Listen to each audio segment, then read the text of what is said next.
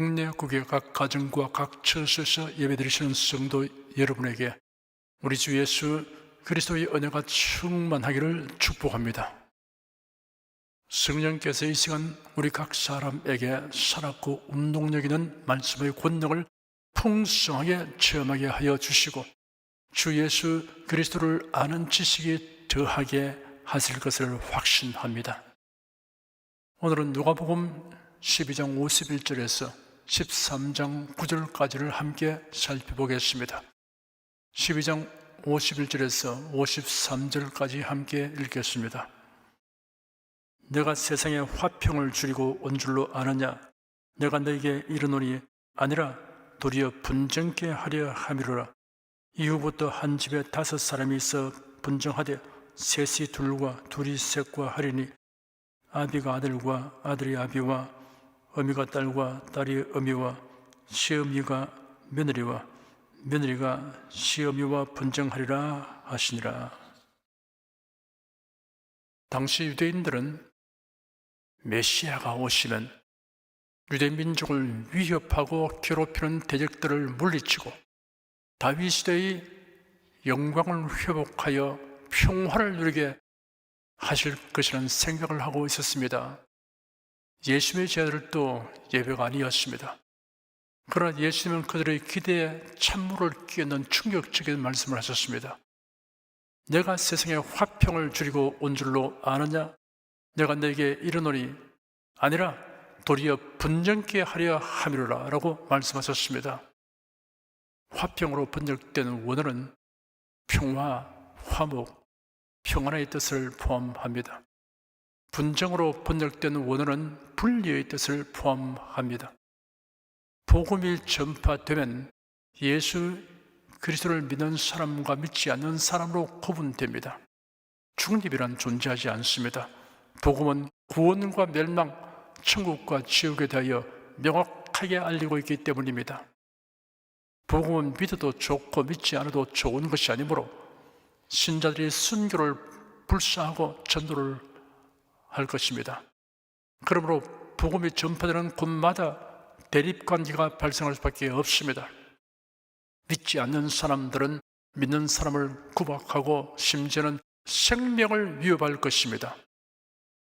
이후부터 한 집에 5 사람이 있어 분정하되 셋이 둘과 둘이 셋과 하리니 아비가 아들과 아들이 아비와 어미가 딸과 딸이 어미와 시어미가 며느리와 며느리가 시어미와 분정하리라 라고 앞으로 발생하게 될 일을 예수께서 명확하고 실제적인 예를 들어 말씀하셨습니다.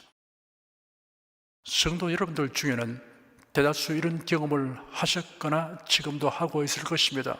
그 이유가 있습니다. 그리스도인은 하나님 우선, 하나님 제일주의입니다. 주님을 사랑하고 주님의 말씀을 따르는 것을 최우선으로 삼습니다. 이 일로 인하여 오해를 받고 미움을 받습니다. 주님을 사랑하면 할수록 가족들과 이웃을 더 사랑하게 된다는 것을 그들이 알게 될 때까지는 핍박합니다. 심지어는 예수님과 나 둘 중에 양자택일을 하라는 요구를 받기도 합니다. 하지만 많은 분들이 이 과정을 통하여 부모, 형제, 자녀, 친족, 친구, 이웃을 그리스도인이 되게 하셨을 것입니다. 예수님은 하나님과 원수된 자리에 있는 인생들을 하나님과 화목하게 하기 위하여 세상에 오셨습니다. 인생들이 참되고 영원한 평화를 누리도록 하기 위해서 오셨습니다. 이에 관하여 에베소서 2장에 자세히 다루고 있습니다. 이제는 전에 멀리 있던 너희가 그리스도 예수 안에서 그리스도의 피로 가까워졌느니라. 그는 우리의 화평이신지라. 둘로 하나를 만드사 중간에 막힌 담을 허시고 원수된 것 곧 의문에 속한 계명의 율법을 자기 육체로 폐하셨으니 이런 이 둘로 자기의 안에서 한 세 사람을 지어 화평하게 하시고 또 십자가로 이 둘을 한 몸으로 하나님과 화목하게 하려 하심이라.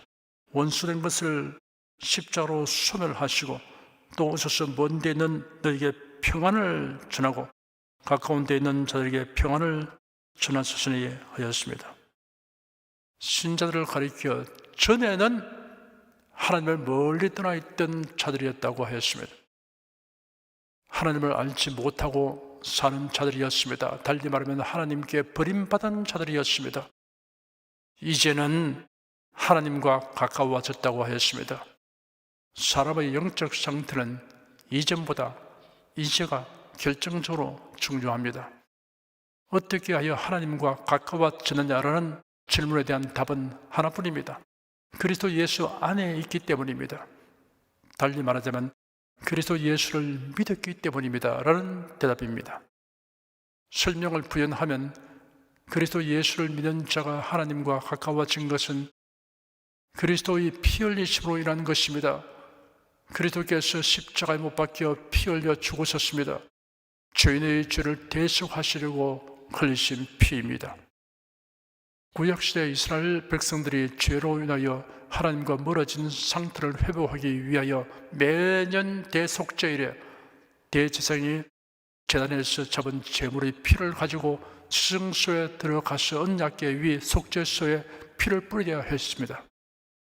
이 피는 그리스도께서 흘리신 피에 대한 모형이며 그림자였습니다.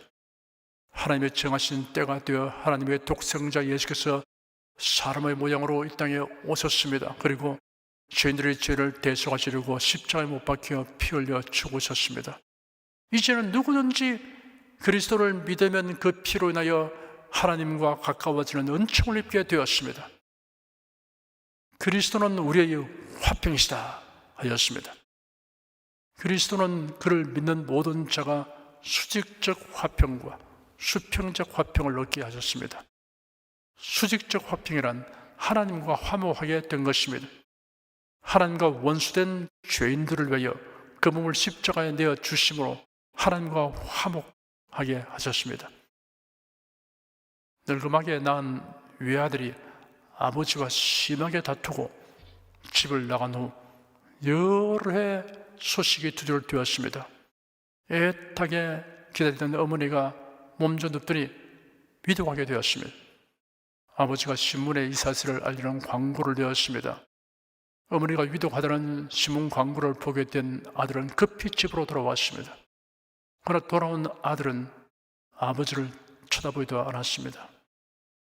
어머니가 마지막 힘을 다하여 한 손은 아들의 손을 잡고 다른 손은 아버지의 손을 잡고 두 손을 끌어당겨 가슴 위에 퍽여 얹고는 숨을 거두었습니다. 그러자 아들이 아버지께 잘못을 빌었고 부자가 화해하여 관계가 회복된 얘기를 제가 읽어본 적이 있습니다. 하나님을 멀리 떠나 원수된 자리에 있는 인생의 십자가에 못 박혀 죽으신 예수 그리스도의 대속의 죽음을 통하여 하나님의 긍휼을 입고 화목하게 된 사실은 무슨 비유로도 온전하고 흡족하게 설명할 수 없습니다. 수평적 화평이란 이방인과 유대인 사이의 차별이 철폐된 것입니다. 예루살렘 성전에는 1.5m의 높이로 된 유대인들과 이방인들 사이를 가로막는 돌로 쌓은 담이 있었습니다. 입구에 이런 경고물이 있었습니다. 어떤 이방인도 이 담 안으로 들어오는 것을 금한다. 어기는 자는 사형에 처한다. 그리스도 안에서 유대인과 이방인 사이의 구분과 제한의 담이 허물어졌습니다. 그리스도께서 성령으로 오셔서 이 화평의 복음이 널리 전파되게 하시고 유대인이나 이방인이나 차별 없이 복음을 믿고 구원을 얻어 하나님 앞에 나가게 하셨습니다. 그러나 성도들이 그리스도께서 친히 다스리시는 완전한 평화를 누리려면 반드시 선행되어야 할 일이 있습니다. 인간의 죄가 대속되는 일이 있어야 하고 예수께서 심판하시기 위하여 세상에 다시 오셔야 합니다. 새하늘과 새 땅, 새 예루살렘에 도래해야 합니다. 이 날이 오기까지는 하나님의 택하신 자들의 정한 수가 차기까지 복음 전파가 계속되어야 합니다. 또한 이로 인한 분쟁과 박해도 계속 있을 것입니다.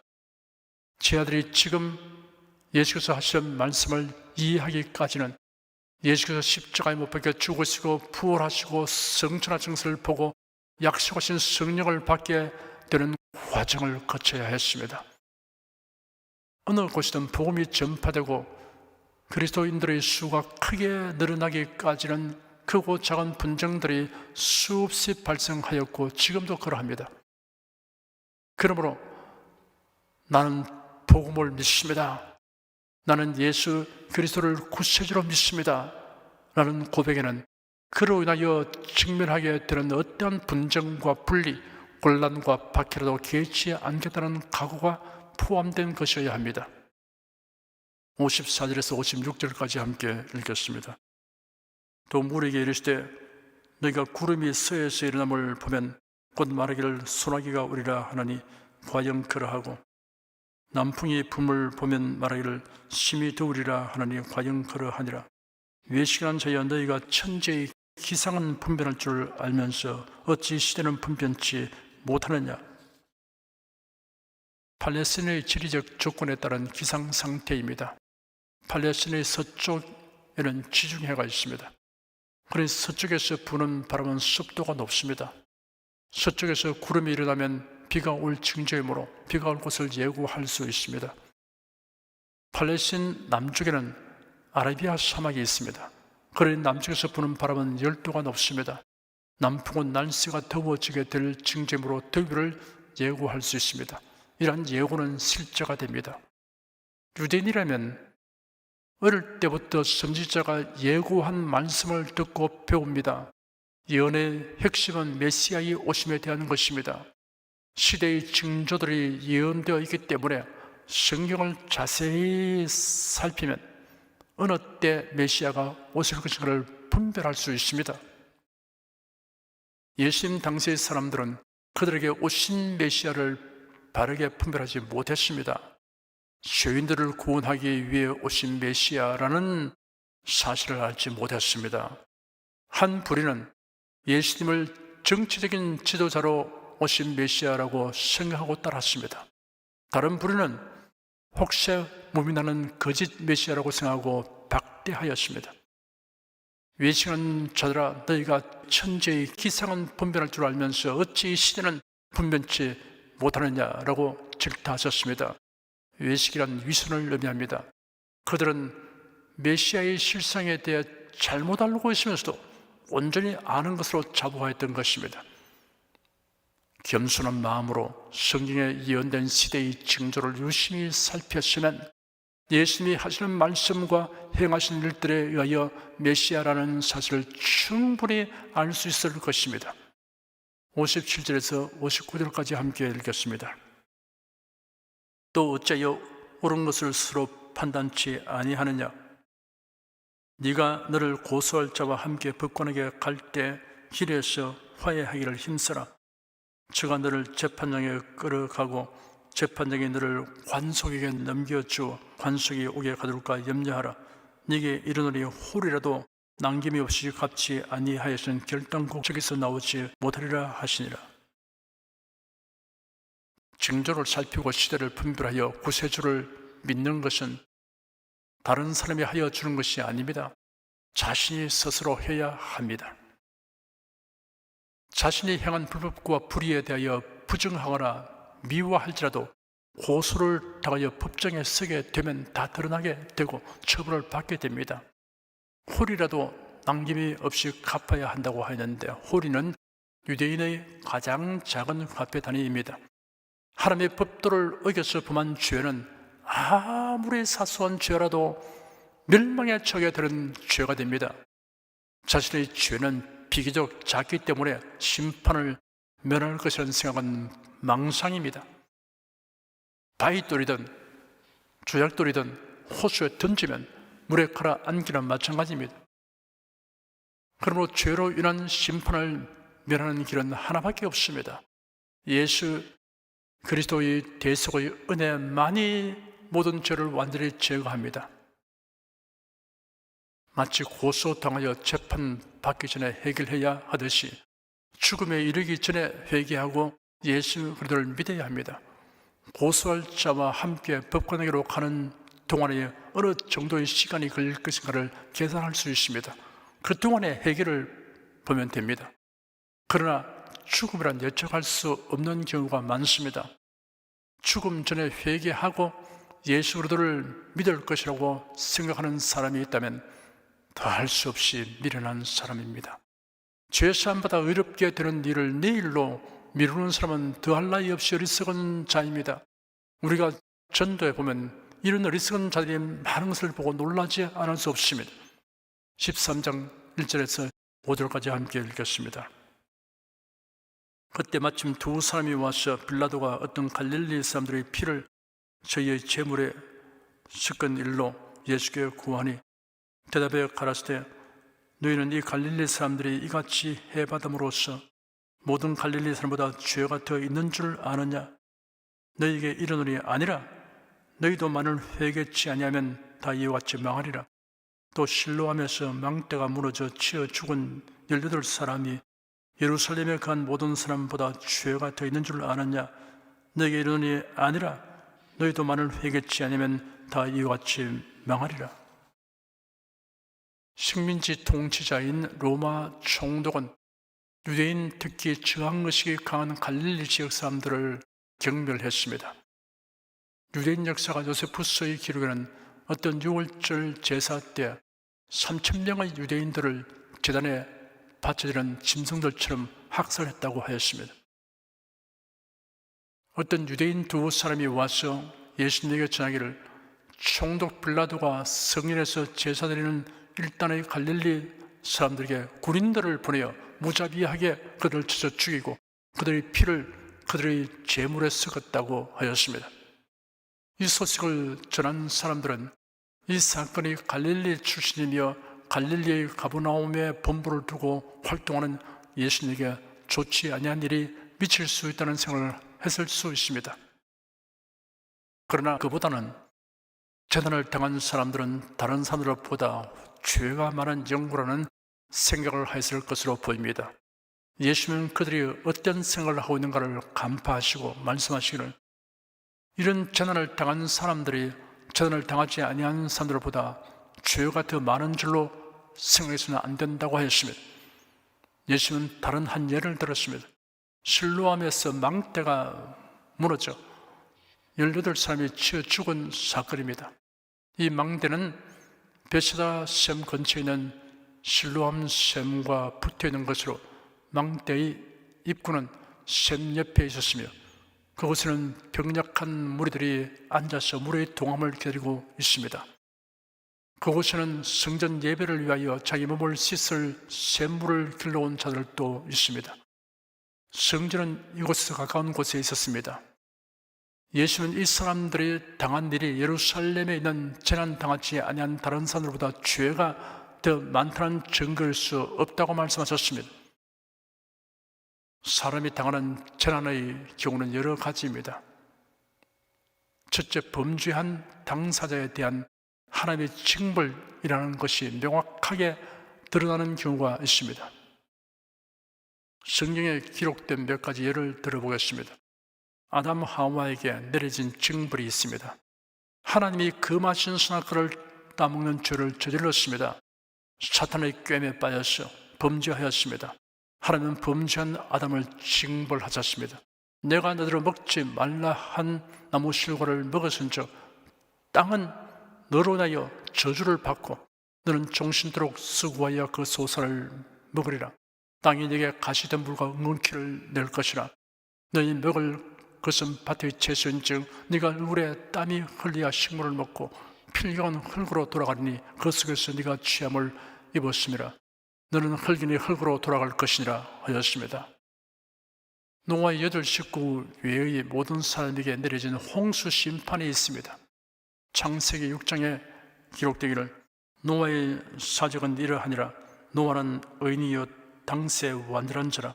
그가 하나님과 동행하였으며 그가 세 아들을 낳았으니 셈과 함과 야벳이라. 때 온 땅이 하나님 앞에 폐괴하여 강포가 땅에 충만한지라. 하나님이 보신즉 땅이 폐괴하였으니 이런 땅에서 모든 혈육 있는 자의 희위가 폐괴함이었더라. 하나님이 노아에게 이르시되 모든 혈육 있는 자의 강포가 땅에 가득하므로 그 끝날이 내 앞에 이르렀으니 네가 그들을 땅과 함께 멸하리라. 너는 잣나무로 너를 위하여 방주를 짓되 그 안에 간들을 막고 역청으로 그 안팎에 치라라. 내가 홍수를 땅에 일으켜 무릇 생명의 기색 있는 육체를 천하에서 멸절하리니 땅에 있는 자가 다 죽으리라 하였습니다. 광야에서 하나님과 모세를 향하여 원망불평하던 사람들에게 내린 갖가지 징벌, 제사장 엘리의 두 아들 홈니와 비느하스의 직무유기와 방종에 대한 하나님의 징벌, 자기의 과시가 지나쳐 하나님의 정하신 법도를 어긴 제사장 나답과 아비후에게 내린 하나님의 징벌, 하나님의 언약과 명령에 상반되는 주장으로 백성들을 그릇된 결정을 내리도록 한 열정탐꾼에 대한 하나님의 징벌, 하나님의 위임 권위를 무시하고 모세와 아론에게 반발한 고라와 그의 추종자들에 대한 하나님의 징벌, 하나님의 금하신 법을 어기고 언약궤에 손을 댄 우사에 대한 하나님의 징벌, 하나님의 영광을 가로챈 헤롯 왕에 대한 하나님의 징벌이 여기에 해당됩니다. 둘째, 개개인의 죄에 대한 심판이 아니고 지도자의 악행에 대한 징벌이 다수의 사람에게 미치는 경우가 있습니다. 하나님이 보내신 모세를 대항하는 애굽 왕으로 인하여 하나님이 내리신 10가지 재앙을 당한 애굽 백성들, 모세를 대항한 고라와 다단과 아비람이 하나님의 징벌을 받을 때 함께 생매장당한 다단과 아비람의 가족들, 느리고 성을 점령할 때 탐심을 억제하지 못하여 하나님의 지시를 어기고 전리품을 훔친 아간이 징벌받을 때 함께 처형당한 그의 가족, 다윗 왕이 하나님의 명을 어기고 인구조사함으로 하나님의 징벌이 임하여 죽은 백성들이 있습니다. 이 모두는 개개인의 죄에 대한 심판이 아니고 지도자의 악행에 대한 징벌이 다수의 사람에게 미친 경우입니다. 셋째, 천재지변과 전쟁, 그리고 각종 사고와 질병으로 목숨을 잃거나 큰 피해를 당하는 각 사람의 경우입니다. 이는 그 사람의 죄에 대한 하나님의 징벌이 아닙니다. 누구나 예기치 못하고 원치 않은 환난과 고난을 당할 수 있습니다. 그 원인을 추적하면 아담의 범죄로 인한 것입니다. 우리가 반드시 유념해야 할 것은 영혼입니다. 그리스도 안에서 거듭나고 새 생명을 받아 하나님의 자녀가 된 사람은 그의 영혼이 천국에 가게 됩니다. 갑작스러운 죽음이 갑작스러운 영광에 이르게 하고 순식간에 희열과 평안의 상태로 들어가게 됩니다. 세상에서 슬픔과 고통이 된 모든 일들과 상처는 천국에 들어가는 순간 흔적조차 찾아볼 수 없게 될 것입니다. 천국 들어가는데 지장을 주는 일이 아니면 여유를 가지고 너그럽게 처신하라는 말은 명언입니다. 너희에게 이르노니 아니라 너희도 만일 회개치 아니하면 다 이와 같이 망하리라 라고 예수께서 2번 역설을 하셨습니다. 대단히 중대한 뜻을 가지고 있으며 강조된 것입니다. 여기서 언급한 회개치 아니하며 라는 말과 망하리라는 말은 어떤 특정 사건과 대상에 국한된 것이 아닙니다. 모든 사람을 향하여 선포하신 것입니다. 회개하지 않는 사람은 멸망한다 라는 말씀입니다. 회개하지 않으면 죄인을 구원하시려고 대신 죽으시고 부활하신 예수 그리스도를 자신의 구주로 영접하는 것을 거부하는 것을 의미합니다. 이런 사람은 누구든지 그 영혼이 멸망에 처하게 된다는 뜻입니다. 죽은 후에는 다시 회개할 기회가 주어지지 않습니다. 예수 그리스도를 영접할 수 없게 됩니다.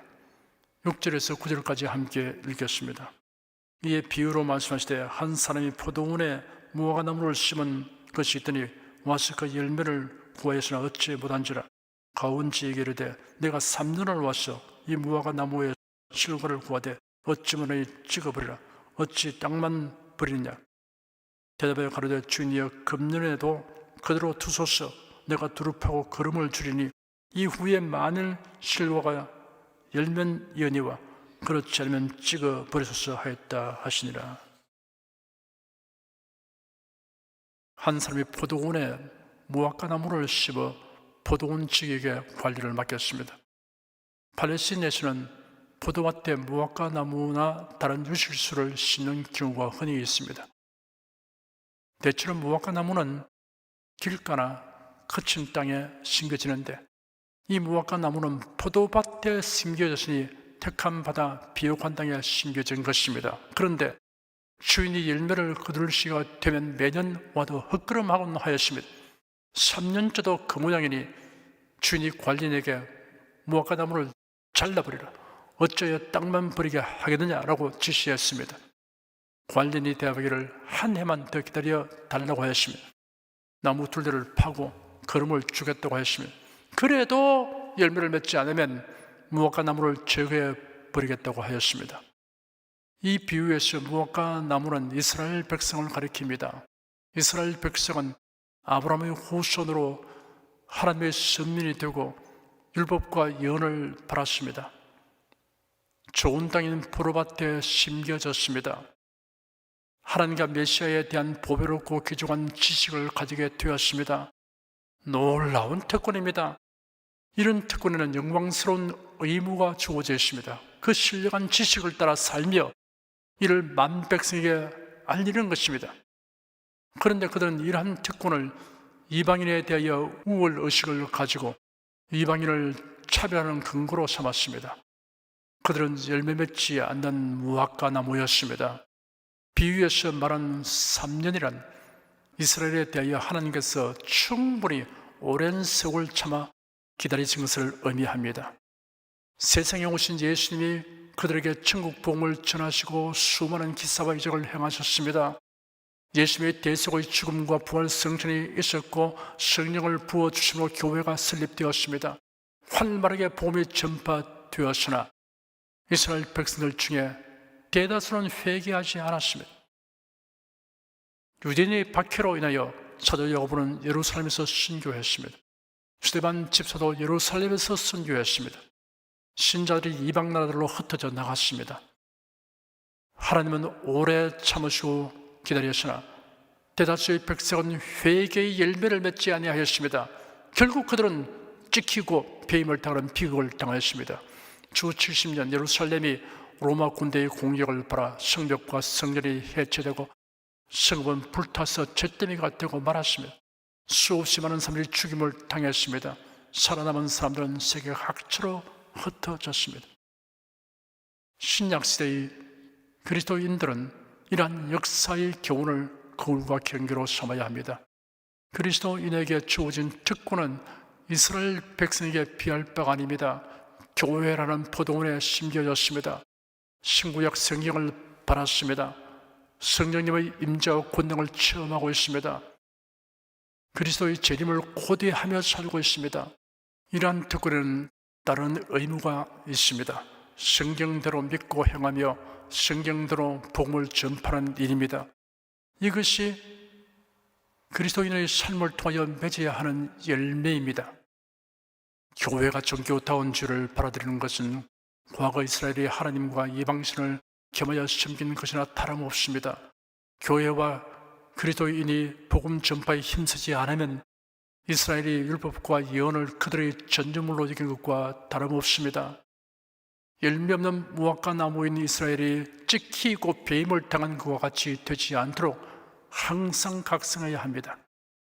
그리스도인에게는 예배, 전도, 봉사, 예물드림의 열매가 맺히는 것이 당연합니다.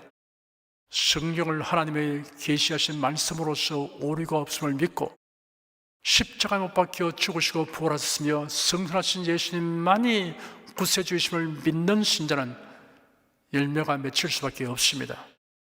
사랑하는 성도 여러분에게는 날이 갈수록 열매가 풍성하기를 축원합니다. 기도하겠습니다. 하나님의 택하심을 받고 그리스도인이 되었음이 의미하는 바를 생각하면 어떠한 상황에서도 기뻐하고 감사하며 살아갈 수 있음을 고백합니다.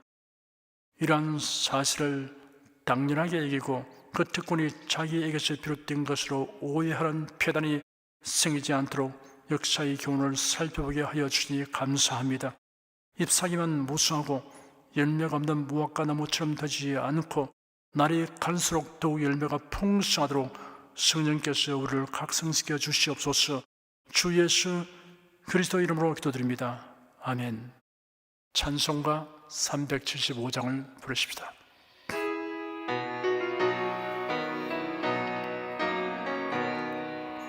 영광을 받으신 만유의 주여, 우리가 명령을 쫓으리다. 베푸신 은혜를 감사히 알고 진실한 마음으로 섬기겠네. 구주의 은혜 주시는 대로 영원히 받들어 섬기겠네. 찬송하겠네, 찬송하겠네. 생명을 주시는 구주로다.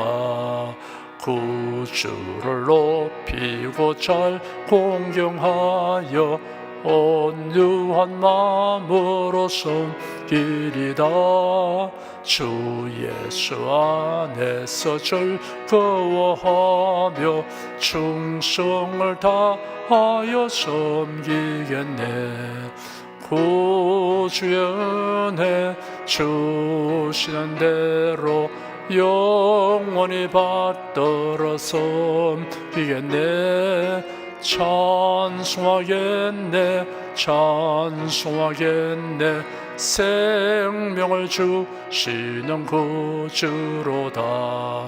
예수를 믿고서 늘 사랑하여 즐거운 마음으로 섬기리다. 온 마음을 누리고 순종한 후에 구주를 영원히 섬기겠네. 구주의 은혜 주시는 대로 영원히 받들어 섬기겠네. 찬송하겠네, 찬송하겠네. 생명을 주시는 구주로다.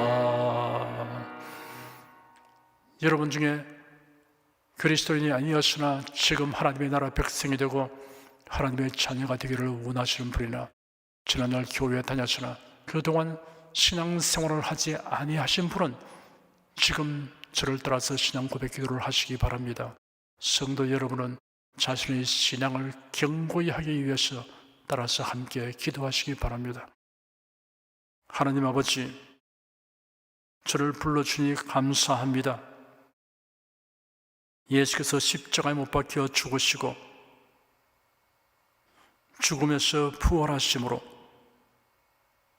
저희 모든 죄를 사하여 주시고 저를 구원해 주니 감사합니다. 예수님은 나의 구세주이시며 하나님이시며 주님이심을 믿고 고백합니다. 하나님을 변함없이 경외하고 사랑하고 의지하며 살겠습니다. 힘써 복음을 전하며 살겠습니다. 예수님 이름으로 기도드립니다. 아멘. 여러분 가슴에 손을 얹으십시오. 우리 기도를 응답하시는 하나님을 앙망하시기 바랍니다. 병약한 분들은 아픈데 믿음의 손을 얹으십시오. 주 성령께서 우리 가운데 임하여 계십니다. 예수님의 사랑과 능력과 대속의 은혜로서 우리를 치료하여 주십니다. 성령의 나타남과 능력으로 표적과 기사를 베풀어 주십니다. 나는 너희를 치료하는 여호와임이라. 예수께서 가르치시며 천국 복음을 전파하시며 모든 병과 모든 약한 것을 고치시니라. 너희 중에 병든 자가 있느냐 위하여 기도할지니라. 믿음의 기도는 병든 자를 구원하리니 주께서 저를 일으키시리라. 병 낫기를 위하여 서로 기도하라. 이러한 성경 말씀에 의하여 우리가 하나님께 신주를 간구하오니 응답하여 주시옵소서. 너희가 얻지 못하면 구하지 않기 때문이라고 말씀하셨으므로 기도하는 담력과 즐거움을 주니 감사합니다. 믿는 자들에게 이런 표적이 따르리니 병든 자에게 손을 얹으면 나으리라 하신 약속을 좇아 지금 연약하고 병든 곳에 손을 얹고 간구하는 모든 성도들에게 하나님의 권능이 임하여 낫게 하여 주시옵소서. 병들어 고통하는 친족과 교우들을 위하여 기도하오니 불쌍히 여기시고 치료하여 주시옵소서. 모든 병과 모든 약한 것을 고치신 예수님께 간구합니다. 상한 몸, 병든 몸을 고쳐 주시옵소서. 뇌, 구강, 혀, 척수, 갑상선, 임파선, 뼈, 골수, 인대, 관절, 디스크, 근육, 신경, 혈액, 혈관, 피부를 고쳐 주시옵소서. 시각기관, 청각기관, 심장, 호흡기, 소화기, 비뇨기의 기능이 완전하게 하여 주시옵소서. 예수 그리스도의 이름으로 명한다. 병마라 물러가라. 통증과 염증은 나을지어다. 암과 종양은 소멸될지어다. 각종 장애는 치유될지어다. 예수 그리스도의 이름으로 명하노라. 지금 낫게 될지어다. 순식간에 나을지어다. 모든 병과 모든 약함은 치유될지어다. 병약의 색은 제거되고 건강한 것으로 충만하게 될지어다. 신주의 능력이 몸과 마음에 계속 머물러 있게 하여 주시옵소서. 몸과 마음이 마치 위안간에 선 송아지처럼 독수리가 날개치며 올라감과 같이 활기차게 하여 주시옵소서. 생활에 다가오는 풍파는 고요하고 잠잠하게 하여 주시옵소서. 모든 일에 항상 모든 것이 넉넉하여 드리고 베푸는 일을 풍성하게 행하도록 하여 주시옵소서. 슬픈 일을 당한 성도들에게 주님께서 손 내밀어 붙들어 주시고 주님의 음성을 들려 주시옵소서. 슬픔보다 더 큰 위로가 임하여 속히 극복하게 하여 주시옵소서. 가정이 평안하고 가족이 모두 독실한 신앙을 가지게 하여 주시옵소서. 탁월한 지혜와 명철을 주어서 모든 일을 바르게 분별하고 판단하며 선택할 수 있게 하여 주시옵소서. 어쩌나 오늘이나 동일하신 예수께서 지금도 우리를 용서하시고 치유하시며 위로하여 주니 감사합니다. 예수 그리스도 이름으로 기도드립니다.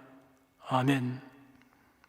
내 믿음대로 될지어다.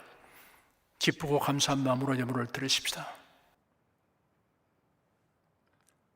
천지 만물을 창조하시고 주관하시는 거룩하신 하나님 아버지, 지난 한 주간 우리를 주님의 돌보시는 은혜 가운데 살게 하시고 오늘 거룩한 주의 날에 성도들이 모여 신령과 진정의 예배를 드리게 해주시니 감사합니다.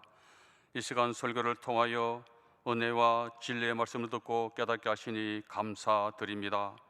우리가 주님의 말씀대로 행하며 살기 원하오니 권능의 손길로 도와주시옵소서. 주님께서 베풀어 주시는 은혜에 감사하며 정성껏 예물을 드려오니 기쁘게 받아 주시옵소서. 우리 주 예수 그리스도의 이름으로 기도드립니다. 아멘.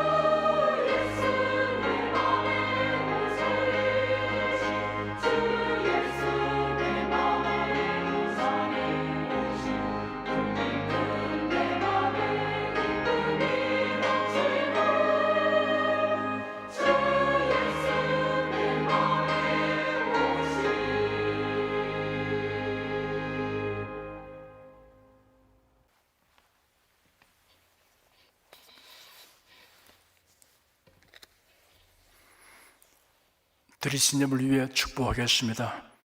하나님께 감사헌금, 11조 건축헌금, 선교헌금, 일천교회 설립헌금을 드렸습니다. 향기로운 예물로 연락해 주시고 우리 성도들의 모든 산업을 풍성하게 하여 주시옵소서. 예수 그리스도 이름으로 축복하며 기도드립니다. 아멘. 성령 부르겠습니다.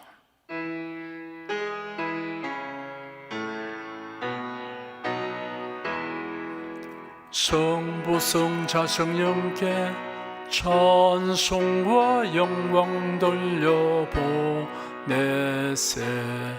태초로 지금까지 또 영원 무궁토록 성삼위께 영광 영광.